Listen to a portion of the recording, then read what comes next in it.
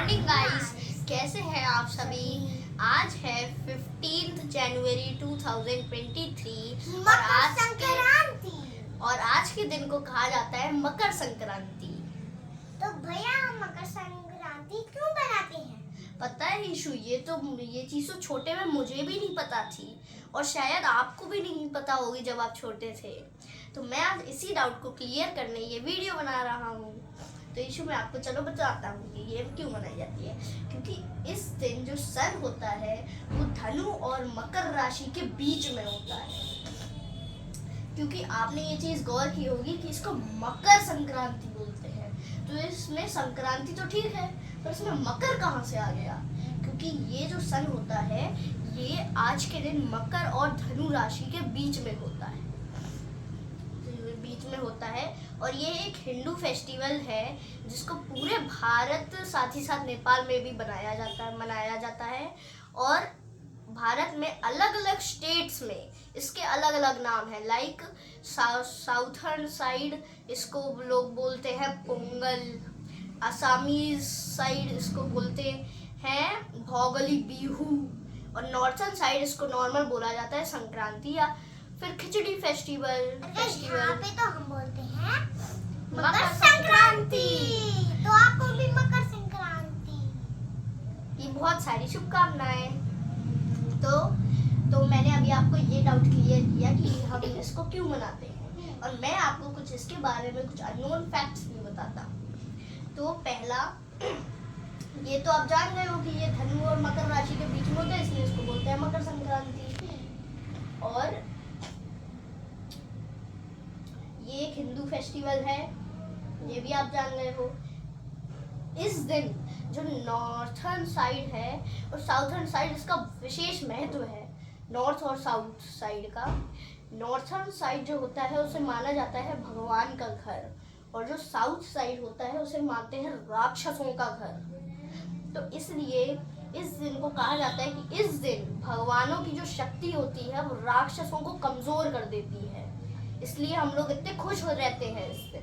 और गाइस, आपको तो पता है कि राक्षस कितने खतरनाक होते हैं, और वो पृथ्वी को कभी कभी जंगलों को नष्ट भी करते हैं। वो बहुत गंदे होते हैं गाइस, उनको मार भी देते हैं, आग भी जला देते हैं कहीं कहीं।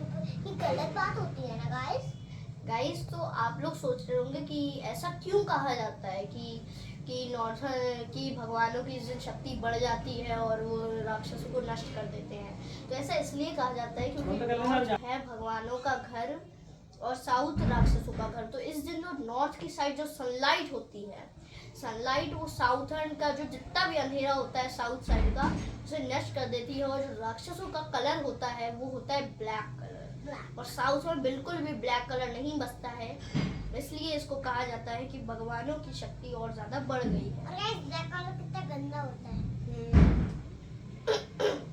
तो गाइस आपने ये पढ़ा होगा अपनी बुक्स में छोटे में जैसा भी, कि विंटर सीजन में जो नाइट्स होती हैं वो हो जाती हैं लॉन्गर और डेज हो जाते हैं शॉर्टर। तो मकर संक्रांति के बाद जो सीजन आता है विंटर एंड स्प्रिंग, उनमें विंटर सीजन के जैसे डेज होते हैं ना, उनका ऑपोजिट होता है, यानी कि नाइट्स शॉर्ट होते हैं और डेज लॉन्ग होते हैं। बिल्कुल सही कहा ईशु ने। लेकिन हम काइट क्यों उड़ाते हैं इस दिन? हाँ, ईशु ने सही याद दिलाया। इस दिन तो सब सारे जो बॉयज गर्ल्स सब लोग मिलके काइट उड़ाते हैं।